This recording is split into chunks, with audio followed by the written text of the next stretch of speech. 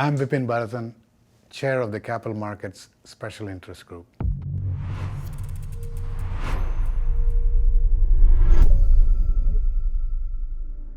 Capital markets are where investors and borrowers come together. The Capital Markets SIG is focused on all things to do with capital markets, which is a vast space. So we started out by building a taxonomy of the space, which means a structure of the space that put together what different instruments operate in the capital markets and the hierarchy of those instruments and how they relate to one another.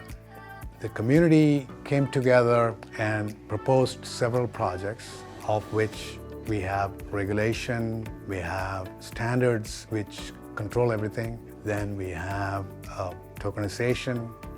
The work that we are doing right now is focused on the concerns that have come up very recently, especially which relate to central bank digital currency.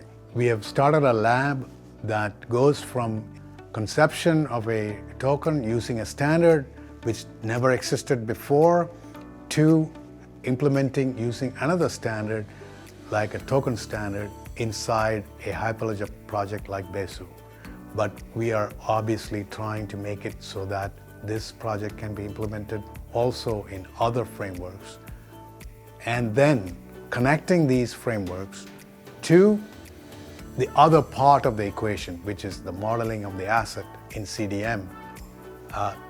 When these two parts come together, we have an end-to-end solution that is completely native to the blockchain. That means we have a native currency for settling, we have a native asset that lives on the blockchain, and both of them can get connected through a delivery versus payment or some such atomic operation. So we need people from both the business, legal, regulatory, and technical side to participate in this project, because there are many issues in all of these different fields that come up, including security, of course.